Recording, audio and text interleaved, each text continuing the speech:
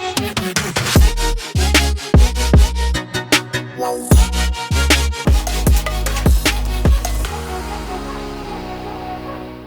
guys, I'm Zaf from PROPTALKZ. So today marks the first episode for podcast Prop Talk. So what is Prop Talk? Prop Talk is basically an avenue for us to share our opinions on the trending topics in the real estate market. The first topic that we'll be going through today is buyer's wants versus current market. So do take note that today we'll be going through the HDB resale scene. So before we dive into the topic, I will let my colleague introduce himself. Hi, I'm Henry from PROPTYWORKZ. I've been in the property industry for, I would say, more than 15 years. Okay, the property market has seen quite a fair bit of changes over all these years, and it's always ever changing. So we just feel that if we can share our thoughts and opinions on trending topics related to Singapore property market, it might benefit buyers and sellers out there in the market. So we came up with this idea to share our thoughts through this podcast on what is happening on the ground in the past few months. So what is the topic that we have today, Zaf? Yeah, as mentioned, it's buyer's wants versus current market, and we have narrowed down the buyer's wants into three factors. Okay. The first would be home requirements. Home requirements meaning they want a unit at the top floor, unblocked view, etc. Second would be they want to stay near their parents, and lastly, they want to use as little CPF and also cash to supplement their housing payments. Okay, I understand. Before we go into the discussion, let's understand the current resale market first. Okay, what drives up the demand and prices in the resale market? There used to be an option applying for BTO for most buyers. But the process of balloting for a BTO and having to wait 3 to 4 years is a long time for some buyers. Then there are also cases of certain buyers applying for a few times and they still don't get the BTO day one. It makes the whole process take more than 5 years. Combine that with longer building time caused by the pandemic, a wait of 6 to 7 years is actually quite a challenge for a number of people out there. So what will be the other viable option? The other option will be a resale flat. But supply in the resale market is unpredictable. We will never know when the next high floor, north-south facing seller will decide now is the right time to sell. With increased demand, unpredictable supply, we are seeing a trend of demand stronger than supply. When this happens, we will see an increase of price also. This is a key reason why the price in resale market has continued to inch up every quarter. So now let's discuss about your basic buyer requirements. Most of us will look at high floor, corner, unblocked view, nicely renovated units as our benchmark for buying a resale flat. But before we go into that, I would say that we need to have a few key factors in mind. We need to understand what is our top 10 list. What is our wants versus the needs. Okay, example, I'm looking for something that's high floor, corner, move in, unblocked. Am I able to settle for something that is mid-floor, corridor unit, and maybe needs a fair bit of touch-up here and there to the unit, but at a lower price?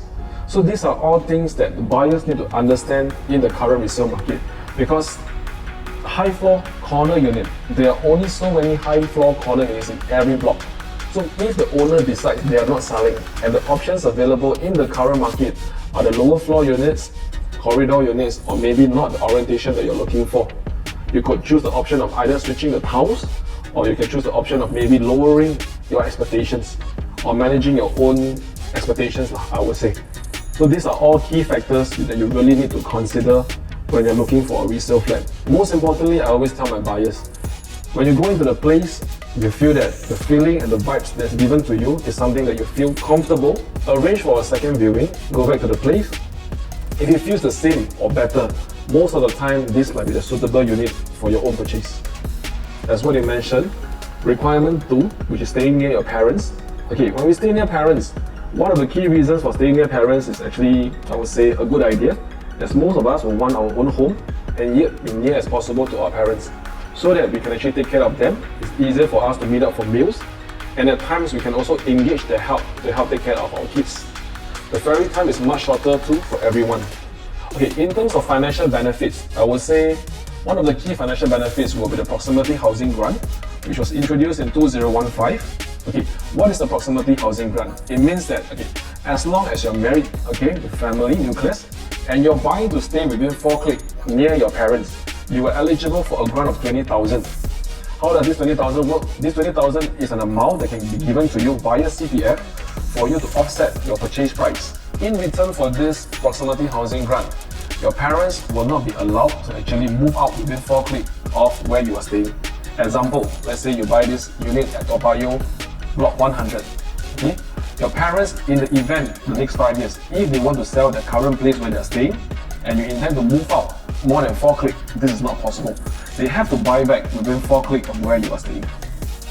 Alright Henry, let's move on to our last factor where some of our viewers, right, they want to use as little cash or CPF as possible to pay their HDB payment.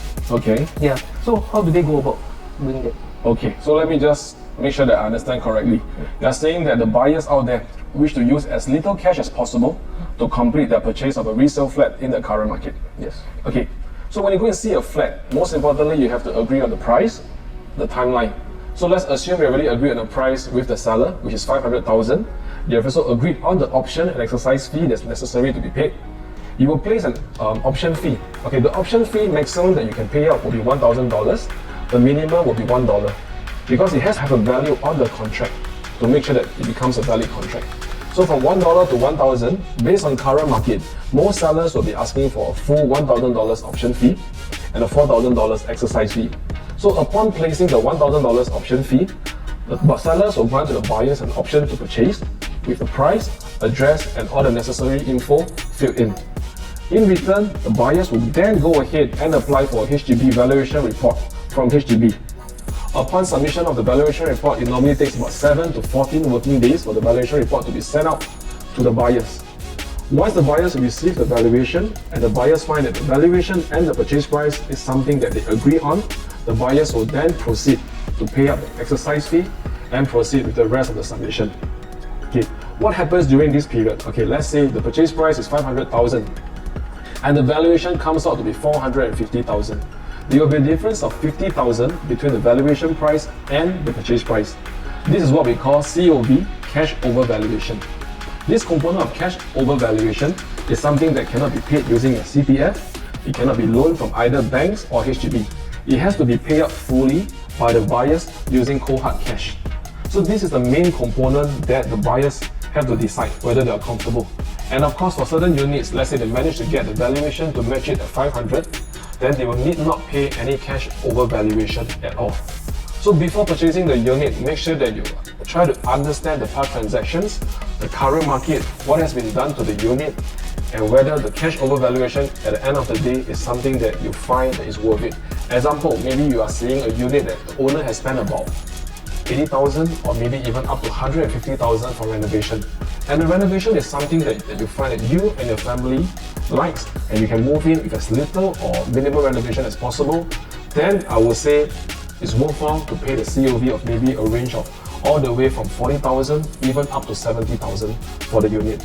Because by paying this 40 to 70,000 COV, you are actually saving up on potential renovation costs of maybe up to 100,000.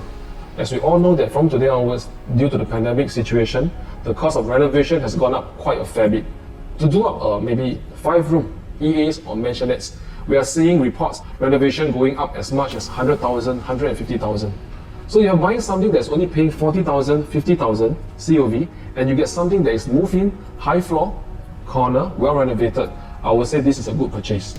So I would say most importantly, have a budget in mind, look at the unit, see whether it suits all your criteria in terms of renovation. If everything is okay, current market, most of the units you will need to pay COV.